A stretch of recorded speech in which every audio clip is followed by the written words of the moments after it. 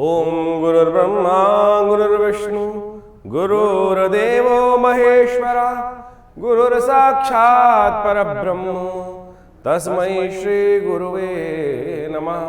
अखंडमंडलाकारं व्याप्तं येन चराचरं तत्पदं दर्शितं येन तस्मै श्री गुरुवे नमः।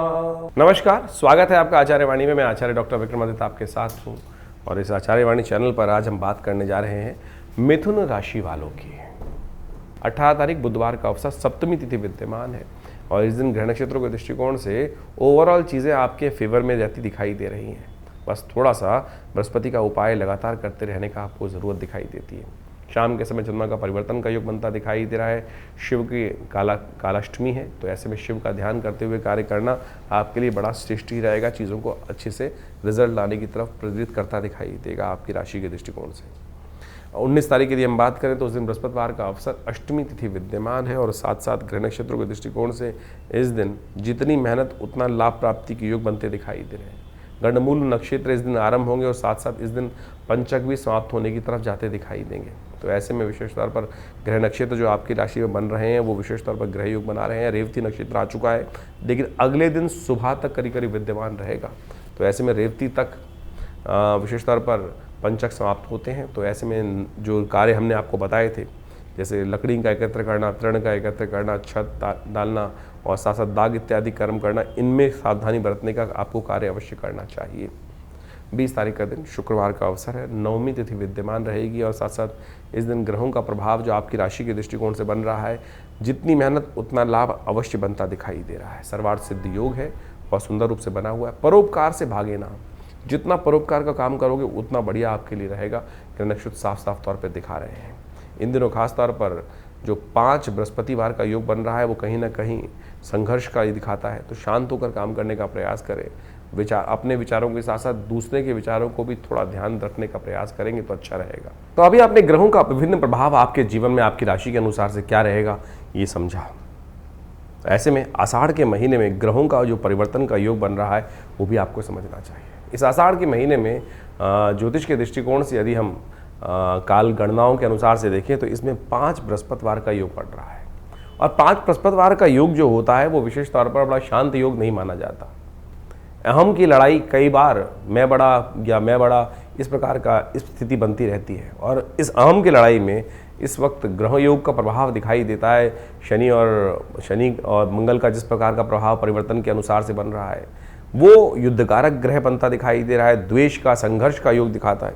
इसके साथ साथ मंगल भी ग्रह परिवर्तन की तरफ गए। मंगल सिंह राशि में जब प्रवेश किए और साथ साथ केतु के साथ उन्होंने युति बनाई। ये युति भी विशेष तौर पर बाजार के अंदर तेजी का रुख लाती दिखाई दे रही है। तो ऐसे में ये तेजी का रुख पहले से यदि समझ में आ जाए तो उससे व्यक्ति लाभ लेने का प्रयास करता दिखाई देता है। ग्रह नक्षत्र दृष्टिकोण से बाजार का रुख, हर चीज़ के रुख को हमें समझते हुए कार्य करने का प्रयास करना चाहिए। वहीं स्थिति एक और भी परिवर्तन के बन रही है। बृहस्पति अस्त हो गए हैं और साथ साथ सूर्य का परिवर्तन जब होने का योग बन रहा है वो रविवार को बनता दिखाई दे रहा है और उसके कारण से परिवार में और कई प्रकार से समाज के अंदर उथल पुथल होने के योग दिखाई देते हैं।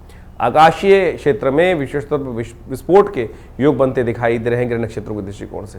ये सारा का सारा प्रभाव विशेष तौर पर जो समझें, आषाढ़ का महीना वैसे ही इस प्रकार का होता है कि आकाश में जब बादल छाए रहते हैं और जब चंद्रमा दिखाई देता है तो कभी चंद्रमा ओझिल हो जाता है और कभी चंद्रमा सामने आ जाता है। यानी एक और समझे भी वैसे भी समाज के अंदर अभी देखें हम तो दिन के अंदर जो प्रभाव चलता है, कभी बादल आगे, कभी छाँव, कभी धूप का खेल चलता रहता है। तो ऐसे में ग्रहों का परिवर्तन का योग भी उसी तरफ दिखाता है। तो ऐसे में अपने ग्रहों को सही से समझते हुए कार्य करना हमारे लिए बहुत ज़रूरी है। जो देश काल परिस्थिति में ग्रहों को समझकर कार्य करने का प्रयास करते हैं उनके जीवन में महत्वपूर्ण परिवर्तन आने के योग बन जाते हैं। देखिए, भगवान की आराधना ही हर ग्रह का निवारण है। बहुत सारे लोग इस बात को समझने का प्रयास करते हैं कि उपाय जो हम दिन पर दिन बताते हैं, कई लोगों ने लिख के भेजा कि भाई नित्यपति पूजा नहीं करनी चाहिए। अरे नित्यपति तो पूजा करना सबसे श्रेष्ठ कार्य है, वो तो आपका इष्ट मंत्र जो है उसका तो जब अवश्य करने का प्रयास करें। लेकिन कई विशेष मुहूर्त बनते हैं पौराणिक कालों में, पुरानी गणनाओं के अनुसार से, पुरानी कथाओं के अनुसार से कुछ दिनों का, कुछ विशेष योगों का विशेष महत्व बताया जाता है और उस विशेष महत्व में कुछ स्पेसिफिक जो मंत्र हैं, जो उपाय हैं, यदि उनको कर लिया जाए तो वो कई गुना अधिक प्रभाव दिखाई देते हैं। इसलिए मन की भ्रांति को हटाने का प्रयास करें। कारण और निवारण दो एक ऐसी चीज़ें हैं जिनको जानकर, जिनको समझकर हम अनेक प्रकार के जीवन के कष्टों को दूर कर सकते हैं। निवारण तो परमात्मा का नाम ही है। अब उसके लिए विभिन्न माध्यम हैं, विभिन्न प्रकार है। जिस प्रकार भी आपका मन जहाँ पे ठहर जाए, ये मन बड़ा विचित्र चीज़ उत्पन्न करता है। मन कभी ठहरता नहीं है। मन एक क्षण में कहीं और पहुँच जाता है, एक क्षण में कहीं और पहुँच जाता है। कई बार तो मन की आशंका इस प्रकार से होती है कि परमात्मा पर भी हम शंकाएं उत्पन्न कर देते हैं कि परमात्मा कार्य करेगा कि नहीं करेगा, सुनेगा कि नहीं सुनेगा। और यही शंका जो है वो हमारे कर्म का जो फल है वो हमें को प्राप्त होने से रोक देती है। तो इस बात का हमें ध्यान रखना चाहिए। परमात्मा पे पूर्ण विश्वास, जो कर्म कर रहे हैं उस पर पूर्ण विश्वास, दृढ़ विश्वास। यदि मन में दृढ़ विश्वास होगा, श्रद्धा होगी, तो आप समझें एक छोटा सा कार्य भी, हरिनाम भी आपके जीवन में समस्त कष्टों को दूर करने का योग बना देगा। कहा जाता है ना, एक घड़ी आदि से पुनियाद, तुलसी संगत साथ की हरे कोट अपराध। लेकिन वो कब होगा? जब मनसः वाचा कर्मणा तीनों रूप से देहात्म बुद्धि से रहित होकर उस परमात्मा की शरण में जाकर एक बार हरिनाम का वो स्मरण करेंगे। तब हम उस हरिनाम के स्मरण को किस प्रकार से करने का प्रयास करते हैं। जो भी कार्य कर रहे हैं, वैसे तो कहा गया है कि 24 घंटे अहर्निश उस परमात्मा का नाम लेने का हमें प्रयास करना चाहिए। लेकिन कई बार तो क्या होता है, स्थिति ऐसी होती है कि बहुत सारे अलग अलग भाव मन में चल रहे होते हैं। लेकिन यदि ये स्थिति बन जाए कि हम 24 घंटे परमात्मा का नाम लें, तो हो सकता है कोई एक क्षण तो ऐसा आएगा कि जब पूर्ण निष्ठा के साथ उस श्री हरि के चरणों में हमारा मन लगा होगा। और जब वो क्षण आ गया तो समझें कि जितनी मेहनत 1.25 लाख, 2 लाख, 5 लाख मंत्र जप करने का प्रभाव 1 सेकंड में आपको प्राप्त हो जाएगा।